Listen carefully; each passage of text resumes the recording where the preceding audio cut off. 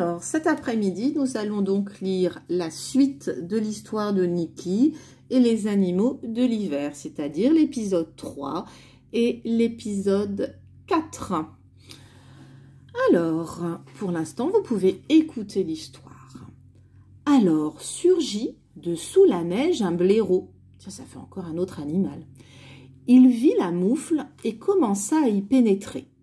La taupe, le lièvre, le hérisson et le hibou n'étaient pas contents du tout. Il n'y avait vraiment plus de place. Mais à la vue des énormes griffes, ils ravalèrent leurs protestations. C'est-à-dire qu'ils ne se plaignent pas. Ils laissent le blaireau venir. Là, c'est à vous de lire le texte.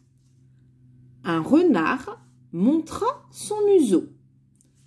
Quand la taupe, le lièvre, le hérisson, le hibou et le blaireau virent ses dents, ils lui firent vite une place.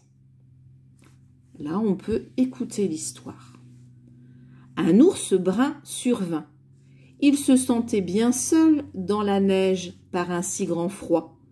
Il examina la moufle, rebondit, avant d'y enfouir sa truffe, c'est-à-dire son museau. Les animaux étaient aussi tassés que possible. Mais qui voudrait discuter avec un gros ours? Épisode 4. La moufle s'était étirée et distendue jusqu'à atteindre des centaines de fois sa taille. Mais le tricotage de Baba tenait bon. Soudain apparut une souris des champs, pas plus grosse qu'une noix.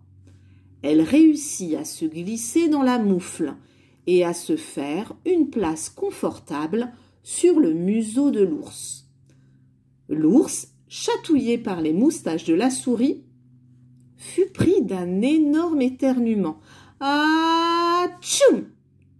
La force de l'expulsion fut telle que la moufle disparut dans les airs en soufflant les animaux dans toutes les directions. À vous de lire le texte. Baba attendait Niki derrière la fenêtre. Elle s'assura d'abord qu'il allait bien, puis elle vit qu'il tenait toujours ses deux moufles. Eh bien, il me semble que cette moufle, elle est magique. Enfin, en tout cas, elle est très spéciale. Alors, peut-être qu'elle a été tricotée avec une laine spéciale ou que la mamie, Baba, est spéciale. Nous verrons demain des petites révisions sur cette histoire, toujours pour nous entraîner à lire. Eh bien, je vous souhaite une bonne fin d'après-midi et à demain.